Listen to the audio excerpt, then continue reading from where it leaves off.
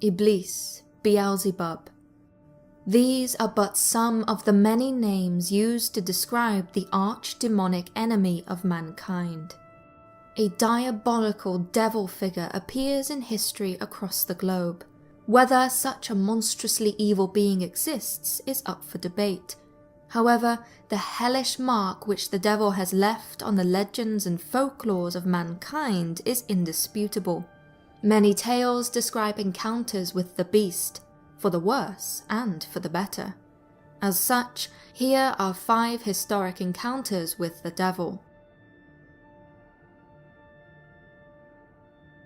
Richard Cabell lived during the 1600s and was the local squire of Brooke Manor in Devon, England. He was regarded as a monstrously evil man, a figure of darkness who local legend records as having beaten and abused his wife, until one night she escaped, fleeing across the moors with her husband in hot pursuit.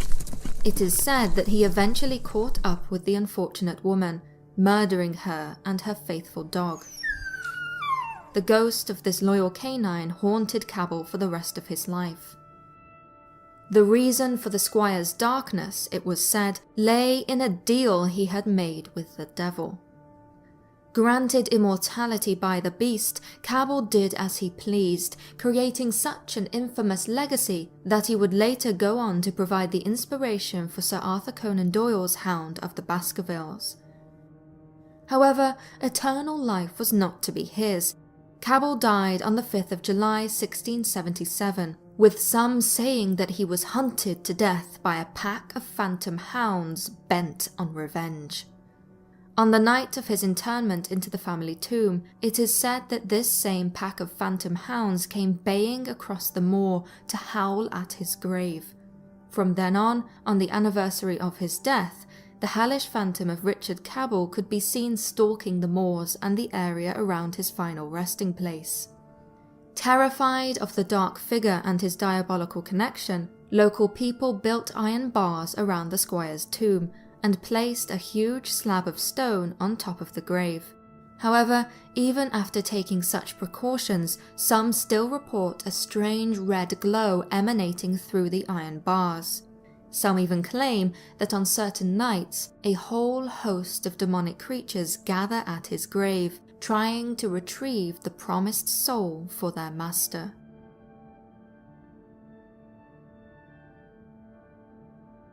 In the 10th century, the religious fate of England was safeguarded by Dunstan, a pious and charitable clergyman who held many important ecclesiastical positions throughout his life. By the time of his death in 988, Dunstan had served as the Archbishop of Canterbury and had reformed monastic life in England, as well as being a skilled artist, harpist, and metalsmith. Not only that, it was said that Dunstan had protected England from the devil himself. According to legend, Dunstan encountered the devil numerous times. The most famous of these encounters occurred whilst he was living as a hermit in a cell at Glastonbury. A talented metalsmith as he was, Dunstan occasionally accepted commissions. One such commission came from an old man who appeared at his window, asking if Dunstan would make a chalice for him. Agreeing, Dunstan began working on the piece. However, when he looked up from his work, he noticed that his visitor had changed.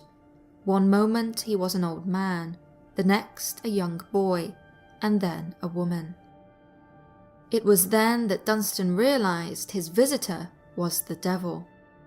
Concealing his distress, Dunstan continued to craft the chalice.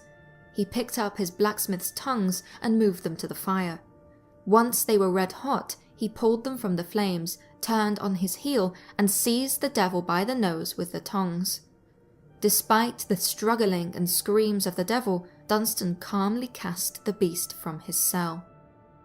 On another occasion, Dunstan was sat in his cell playing his harp. As the saint sang his melodious tune, a tramping vagrant approached. This was the devil, once again intent on deceiving the holy man. However, Dunstan was a man of cunning. He once again seized the devil, this time grabbing his diabolical hoof. The saint proceeded to shoe the beast, furiously nailing a metal horseshoe into the devil's hoof. the devil pleaded and cried in pain as Dunstan hammered nail after long nail into